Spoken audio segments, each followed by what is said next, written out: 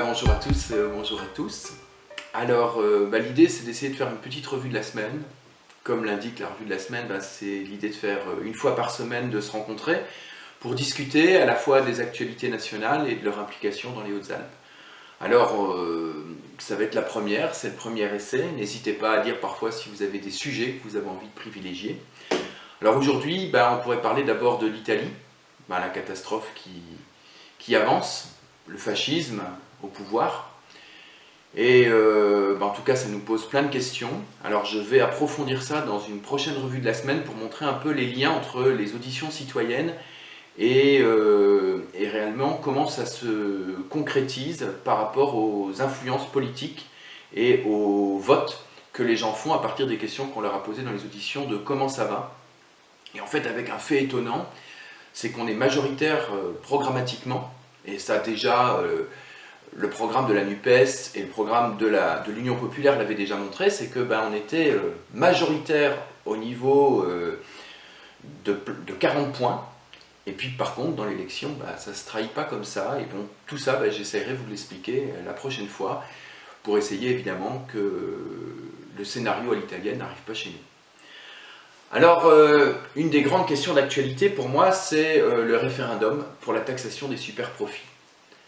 Eh bien, c'est l'automne, le 22 septembre, c'est aussi la date anniversaire de la République, des grandes thématiques de la liberté, de l'égalité, de la fraternité, mais c'est aussi le jour à partir duquel l'ensemble des salariés français ne font que travailler, et uniquement pour les dividendes des actionnaires du CAC 40. Voilà où on en est arrivé, et voilà pourquoi il faut taxer les super-profits.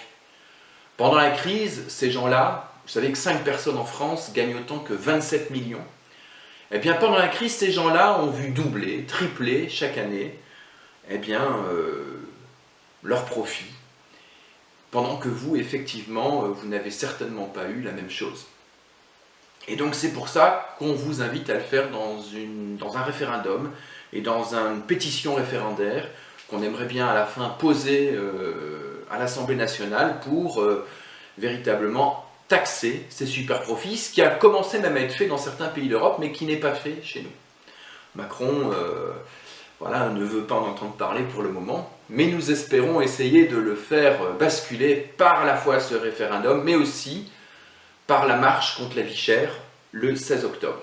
À Paris, alors évidemment, c'est loin de chez nous, mais à la fois, si on veut un moment appuyer quelque chose, moi je pense que c'est extrêmement important. Je ne sais pas si vous vivez l'inflation, mais en tout cas, tout devient plus cher. Le chauffage, quelqu'un me disait qu'on avait difficile même à trouver des granulés. Le logement, la nourriture, vous allez au supermarché, et puis aujourd'hui, les courses où on en avait pour 100 €, on en a pour 140. Et effectivement, ça grimpe beaucoup plus vite que nos salaires qui augmentent à peine. Et il y a plein de choses aussi qui sont en pleine inflation et qu'on pourrait produire ici. Je pense à une agricultrice qui me disait, vous savez, la moutarde, on pourrait la produire ici, quoi. Et puis il y a pénurie, il y a des inflations, et évidemment, les prix n'ont pas été bloqués. Nous parlions déjà il y a plusieurs mois d'arrêter l'inflation en bloquant les prix.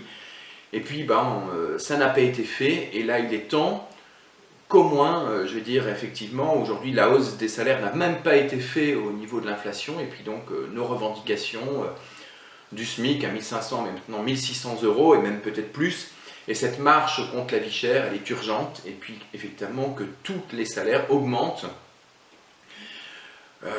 Pourquoi pas, on pourrait s'aligner aux dividendes des profits du CAC 40, comme on a expliqué tout à l'heure. Ça c'est la petite boutade, mais en tout cas c'est vraiment pour vous montrer que nous, c'est pas du tout à la hauteur, et cette inflation, elle ne fait qu'à provoquer une crise de plus en plus grande entre le capital et puis les gens qui travaillent. Cette marche du 16 octobre, c'est contre la vie chère, mais c'est aussi contre l'inaction climatique. Et là, je voudrais revenir à quelque chose d'extrêmement important dans le département. L'été, évidemment, fut chaud et sec, à la hauteur de la catastrophe qui s'est passée, le niveau du lac de Serponçon, qu'on a tous vu, mais qui n'est qu'un symbole. Parce que vous avez vu comment on a géré la crise des pandémies. Aujourd'hui, ça se fait toujours par des restrictions des libertés, et rien n'est prévu à l'avance. Et aujourd'hui, on finit cet épisode d'un lac de Serponçon qui a été 15 mètres, moi je ne veux pas dire toutes les virgules derrière, hein, c'est peut-être 16, peut-être 14, en dessous du niveau habituel. Et on n'a pas dû gérer des conflits d'usage entre le tourisme, entre, je vais dire, le barrage, et entre l'agriculture. On n'a pas dû à gérer, mais tout fonctionne comme avant, comme si c'était une année à part. Or, je vais dire, bien, ça va recommencer. Et à un moment, eh bien, c'est l'État, du haut de sa grandeur, qui va commencer à restreindre les libertés. Bon, il y a des gens quand même qui n'ont pas eu d'arrosage, parfois de leur petit jardin, à dire que c'est parfois leur manière de vivre et de consommer. Et donc, à un moment, l'État va arbitrer et va restreindre les libertés, comme on l'a eu avec la pandémie sanitaire, quoi. Je veux dire, avec la crise sanitaire, avec la pandémie, le Covid, c'était simplement une gestion des crises de liberté. Vous pouvez faire ça, vous ne pouvez pas faire ça. Eh bien, nous, on veut tout autre chose. La planification écologique auquel on veut, bien, on veut véritablement qu'il y ait une planification qui soit co-construite par tout le monde. Réfléchir ensemble, quelle agriculture pour notre territoire par rapport à la question de l'arrosage. Réfléchir à qu'est-ce qu'on veut construire. Alors nous, on avait écrit un texte de réflexion sur la question de l'usage de l'eau, on l'a envoyé à tous les médias pour avoir un grand débat, évidemment. Et comme vous en doutez, eh bien, on n'a eu aucun retour de aucun média sur cette question-là. Donc, tous les groupes d'action de la France Insoumise avaient commencé à écrire quelque chose sur l'eau, et c'est pas rien de mettre tout le monde d'accord, vous en doutez bien, et puis bon, on n'a pas de suite sur ces questions-là. Et pour nous, c'est extrêmement important d'ouvrir ces débats pour l'avenir. Comme, je vais vous donner un autre fait sur la question de l'inaction climatique, Macron a décidé tout seul, fin juin, début juillet, de faire un nouvel accord avec l'Europe, sans qu'il y ait de référendum, sans qu'il y ait de grandes questions avec la Nouvelle-Zélande. Alors vous allez me dire, la Nouvelle-Zélande, c'est loin, quoi. Mais c'est pour favoriser ce grand déménagement du monde, pour que l'agneau de Nouvelle-Zélande puisse venir plus facilement encore chez nous. À dire que bon, les animaux peuvent être transportés jusqu'à 24 heures. Je veux dire, nous, on a quelques réglementations sur le transport animal, il n'y en a pas en Nouvelle-Zélande. Il y a des produits sanitaires et des produits de pesticides qu'on met là-bas, qu'on ne met pas chez nous. Et donc c'est toujours au plus moins 10 ans sur l'animal, au moins 10 ans sur la nature, au moins 10 ans sur... là c'est des énormes, hein, il y a 5000 brebis, 10 000, 15 000 brebis au même endroit, quoi, je veux dire. Et puis l'agneau de Nouvelle-Zélande, il arrive à moins de 3 € chez nous, pendant que l'agneau qu'on essaye de faire, qui est à 9 € chez nous, quoi. Et bien là, on va encore essayer de diminuer les prix, parce que Macron trouve que c'est super formidable de continuer à faire ce grand déménagement du monde, avoir du lait de Nouvelle-Zélande, avoir de l'agneau de Nouvelle-Zélande. Pendant ce temps-là, bien évidemment, ça tue nos petits agriculteurs locaux, et il n'y a pas de débat. Aucun débat là-dessus aussi. Ça serait intéressant de planifier, de réfléchir, quelle production on veut faire ici, pourquoi à un moment ça peut être intéressant de payer ce grand déménagement du monde, parce que ce dégât à la nature, on va le payer un jour ou l'autre. Donc l'agneau de Nouvelle-Zélande, il pourrait avoir un protectionnisme solidaire au niveau européen ou au niveau de la France pour qu'il soit payé plus cher. Je prends ça vraiment comme symbole parce que je pense que ça fait la majorité chez nous. De se dire, vous savez qu'on peut dans ce département diminuer 70% de nos gaz à effet de serre en agissant sur le transport, sur le bâtiment, travailler avec des produits qui ne sont pas chauffés, on peut isoler beaucoup plus les bâtiments dans les Hautes-Alpes. On peut travailler sur une autre agriculture. On a interviewé l'autre jour avec un ami, quelqu'un qui essayait de voir comment on peut conserver le CO2 dans les sols. Et puis sur les transports, aujourd'hui, vous savez, le premier train à Laragne, il est à 10h13 pour monter à Gap, parce qu'évidemment, il n'y a aucun train des travailleurs, rien n'est construit. Et il y a surtout une énorme enquête qui a été faite par Mobile Hautes-Alpes, qui montre que les gens sont prêts à abandonner leur voiture s'il y avait des possibilités de faire autrement. Et c'est ça qui donne énormément de CO2 avec le grand déménagement du monde.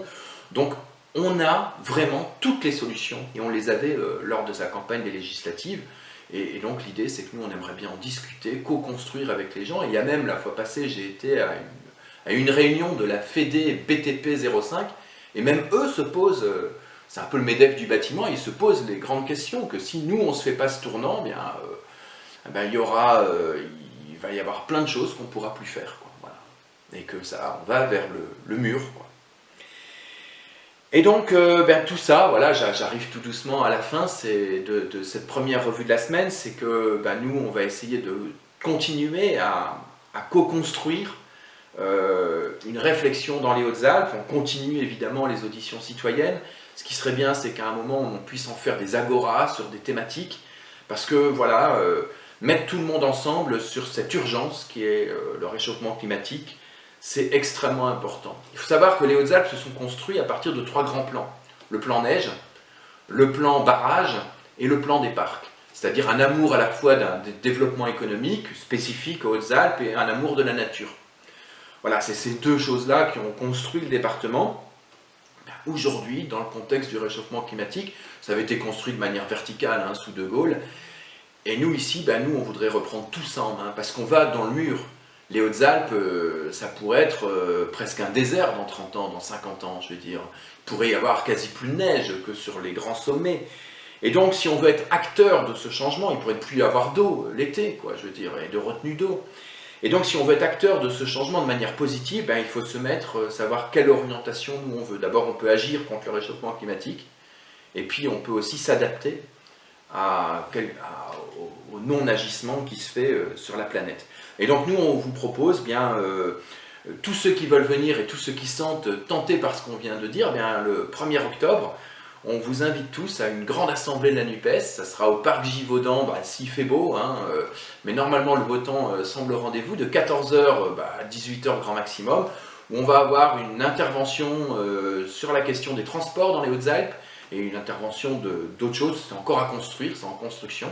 Eh bien, je vous invite tous à venir le 1er octobre au parc Givaudan pour discuter, et puis on continue évidemment les auditions citoyennes, on continue à partager ce programme de gouvernement, voilà, qui est un peu nos 650 mesures, et chaque mesure, c'est énormément de choses qui pourraient changer notre vie, parce que oui, le réchauffement climatique, cette injustice sociale, et enfin cette non-écoute démocratique, on peut y faire face, car un autre monde est possible.